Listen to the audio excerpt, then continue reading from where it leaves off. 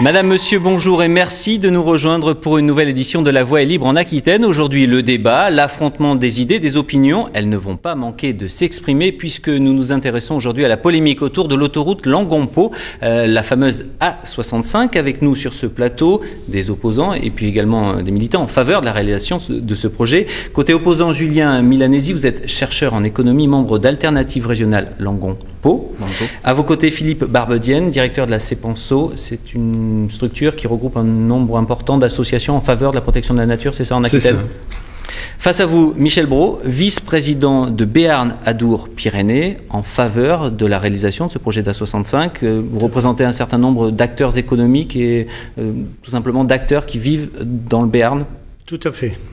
Et à vos côtés, un autre Béarnais, Jean-Jacques Boisserolles, vous êtes président de l'Union régionale CFTC. Alors, pavé jeté dans la mare d'un chantier que l'on croyait pourtant en bonne voie, lancé par Jean-Louis Borloo, le ministre de l'Écologie et de l'Environnement, il annonce que le Conseil national de protection de la nature, c'était il y a quelques jours, a rendu un avis négatif sur l'A65. Qu'est-ce que cela veut dire concrètement, Philippe Barbedienne ? Bien, tout simplement, c'est une démarche tout à fait habituelle.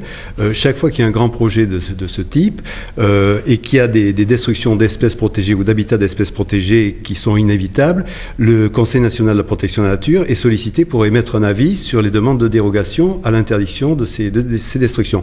Et il se passe que le Conseil national de la protection de la nature a estimé que les mesures proposées au titre de compensation à ces destructions étaient insuffisantes et étaient peu crédibles. Et donc, le Conseil national de protection de la nature a émis tout simplement un avis défavorable, comme ça lui arrive de le faire, de même qu'il lui arrive d'émettre des avis favorables. Et donc, le ministre a suivi l'avis de son conseil. Alors, Michel Brault, je me tourne vers vous. C'est un vieux projet, entre guillemets, l'autoroute A65 Langon-Pau. Et on découvre aujourd'hui que finalement, il y a des choses qui ne vont pas. Est-ce que ce n'est pas un petit peu tard pour s'en rendre compte ? C'est très tard. Vous dites c'est un vieux projet. C'est de 92. C'est un vieux rêve. Ça fait des années que nous nous battons pour que l'agglomération paloise, qui est actuellement la seule en France de son importance à ne pas être reliée à sa métropole régionale par une voie rapide et sûre, pour que donc cette agglomération soit reliée à Bordeaux par une voie sûre et rapide. Mais comment ça se fait qu'on se rende compte maintenant qu'il y a des difficultés liées à la nature? Est-ce que c'est pas un peu tard? Est-ce qu'on n'aurait pas dû lancer ces... Alors, c'est exactement la question que je me pose et que je trouve totalement anormale. À partir du moment où il existe un dossier qui a été fait par la société concessionnaire, ce dossier me paraissait personnellement bien fait et tenir compte de toutes les composantes, disons, environnementales qu'il fallait préserver.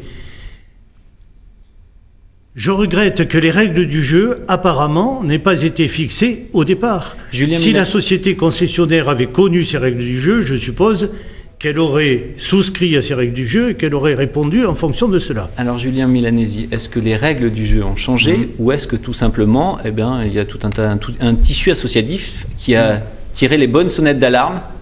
Il y a peut-être un petit peu de ça, mais les règles du jeu n'ont pas changé. Ce dossier, ce projet autoroutier a été émaillé depuis maintenant une dizaine d'années de rapports qui alertaient déjà là-dessus. Il y a eu un rapport d'inspection générale des ponts et chaussées, d'inspection générale des finances, du Conseil général des ponts et chaussées en 2003 qui disait que ce projet ne se justifiait pas. En matière d'environnement, la sonnette d'alarme avait été sonnée en 2006 par le ministère de l'Écologie déjà, qui a remis un rapport entier en disant que les études d'impact pour eux avaient été très mal faites. Et l'avis du CNPN, il suit ça. C'est-à-dire, il dit simplement les études d'impact ont été tellement faites au début, tellement mal faites. L'évaluation du projet global, on va y revenir, mais c'est un problème d'évaluation globale.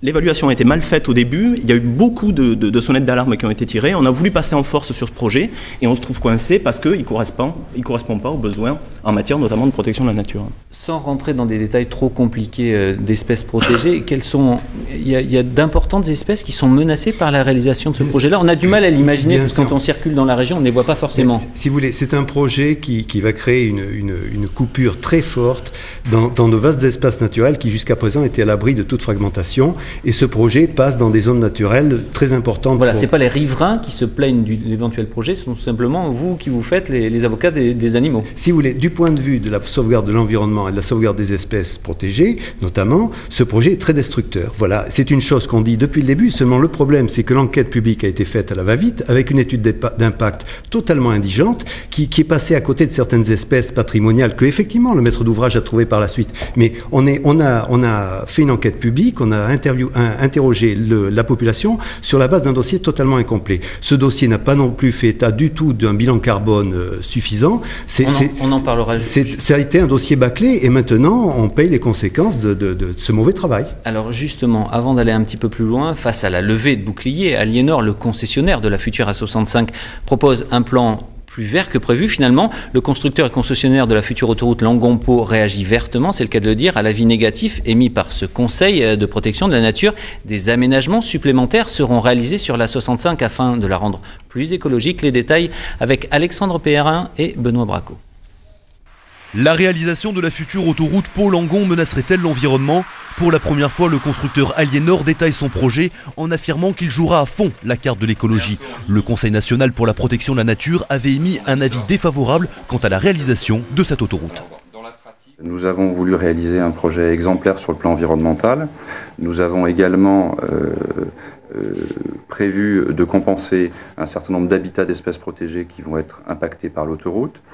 Et donc sur les 1500 hectares d'emprise foncière que représente cette infrastructure, nous avons identifié 590 hectares qui sont d'intérêt pour les espèces et que nous nous proposons de compenser à hauteur de 1372 hectares, donc en reconstituant des habitats favorables au redéveloppement des espèces concernées. En Béarn, les acteurs économiques estiment que le CNPN est partial et que l'A65 servirait l'intérêt général. L'intérêt général, c'est ce qu'on appelle aujourd'hui le développement durable. Le développement durable, il a trois volets. Il a un volet social, il a un volet de développement économique et un volet nature. Aujourd'hui, la Commission a répondu sur le volet nature, mais elle n'a pas répondu sur le problème du développement économique, elle n'a pas répondu sur le développement du social. Aliénor espère maintenant le feu vert de l'État pour commencer les travaux de l'autoroute, déclarée d'utilité publique il y a 15 mois. Alors vous, le Béarnais, Jean-Jacques Boisserolle, quand on voit ces discussions, ces conflits, Aliénor qui dit j'amende mon projet, je vais le rendre plus vert, on se dit que l'intérêt général dont on parlait là, il prend un petit peu de retard et qu'on a du mal à imaginer que la 65 va voir le jour. C'est un petit peu ce que l'on craint. Alors, je suis Béarnais, mais je parle aussi au nom des Aquitains que je représente. Concrètement, nous pensons que quand même l'étude qui a été faite, il y a eu les livres d'acteurs et tout ça, je pense que malgré tout, les gens se sont exprimés. Alors, nos collègues considèrent que ça a été bâclé. C'est pas tout à fait notre avis, puis ça fait un moment qu'on attend. Nous, ce qui est important, essentiellement important, c'est que l'autoroute se fasse dans les meilleurs délais possibles, puisqu'elle se fera, puisque c'est quand même une décision, sauf vraiment catastrophe. Alors justement, se fera-t-elle ou non ? Selon vous? Si nous sommes présents sur ce plateau, c'est parce que nous avons fort espoir qu'elle ne se fasse pas.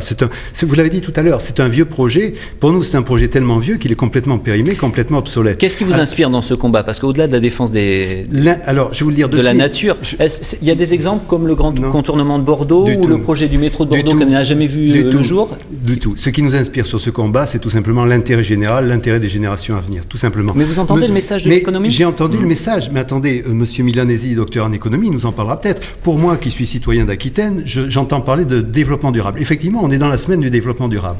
Et ce projet, il ne correspond à aucun des piliers du développement durable. Ni l'environnement, on en a parlé, le CNPN n'a pas été dû, il a émis un avis défavorable, ni le social, parce que c'est pas avec le péage le plus cher d'Aquitaine que les gens de faibles conditions sociales vont pouvoir emprunter cette autoroute et sécuriser leur trajet. Ils continueront à avoir des accidents sur l'itinéraire non aménagé. Et c'est pas du tout non plus le volet économique qui est privilégié, puisque on dépense de l'argent inutilement dans un projet qui ne va pas servir à grand-chose, alors que cet argent serait beaucoup plus utile dans d'autres investissements. Oui, sauf que le problème, c'est que la ville de Pau, vous le disiez au début de cet entretien, la ville de Pau, les Palois, les Béarnais sont tournés vers Toulouse et pas vers la métropole régionale. Il serait peut-être judicieux de rapprocher Pau de Bordeaux?